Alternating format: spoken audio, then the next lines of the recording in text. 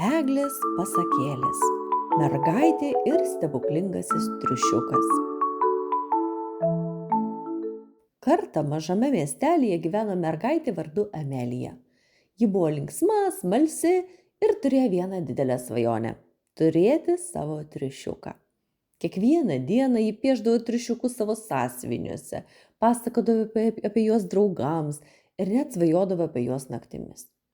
Vieną vakarą, kai dangų dengė šviesi žvaigždžių skraistė, Amelija išėjo į sodą. Ji atsisėdo ant suoliuko, pažvelgė į mėnulį ir tyliai sušnabždėjo. Kaip aš norėčiau turėti savo triušiuką.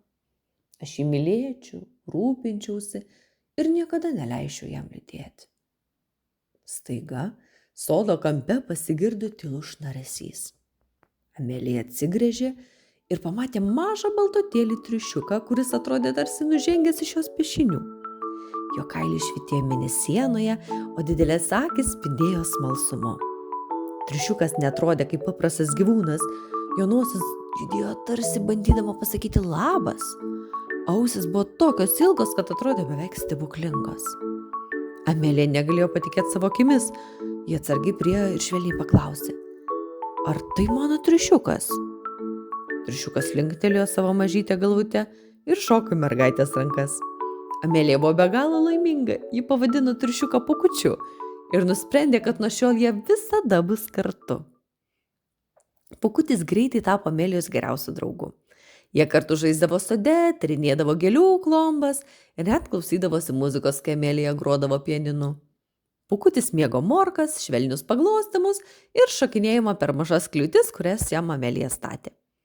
Bet po kelių dienų Amelija pastebėjo, kad rūpintis Pūkučiu nėra taip paprasta, kaip jį įsivaizdavo. Vieną rytą Amelija pabudo ir pamatė, kad Pūkučio narvelis yra netvarkingas. Šienas išmėtytas, o dubenėlis su vandeniu buvo apvirtęs.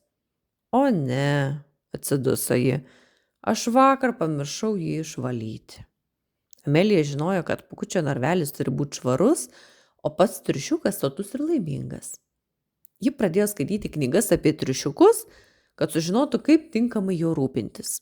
Ji sužinojo, kad triušiukai turi daug bėgioti, kad išliktų sveiki ir kad jiems reikia ne tik morkų, bet ir įvairių daržovių bei šviežio vandens. Kai Amelija glostydavo Pūkutį, ji jautė, kaip svarbu ne tik džiaugtis jo draugija, bet rūpintis su jo meile ir atsakomybė.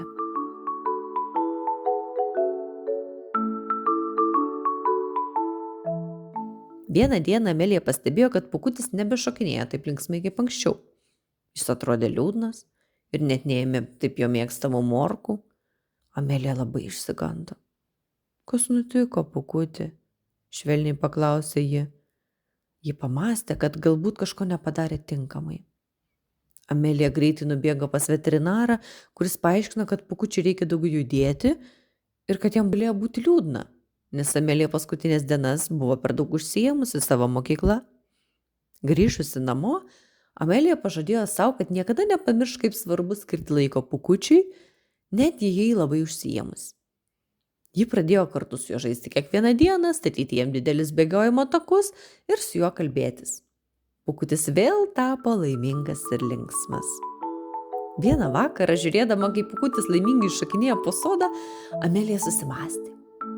Jis suprato, kad turėti gyvūną yra ne tik džiaugsmas, bet ir didelė atsakomybė. Pūkutis nebuvo tik jos triušiukas. Jis buvo mažas, gyvas draugas, kuriam reikėjo rūpesčio ir meilės. Amelija išmoko, kad tikra draugystė su gyvūnu reikalauja daugiau nei žaidimų ir juoko. Tai ir kasdieninis rūpinimasis, ir kantrybė, ir atsakomybė. Nuo tos dienos Amelija ne tik rūpinosi Pūkučiu, bet ir pradėjo pasakoti savo draugams, kaip svarbu mylėti ir tinkamai rūpintis visais gyvūnais. Jos meilė Pūkučiui įkvėpė ir kitus mokytis ir rūpintis mažaisiais draugais, nes gyvūnai yra ne tik mūsų džiaugsmas, bet ir mūsų atsakomybė.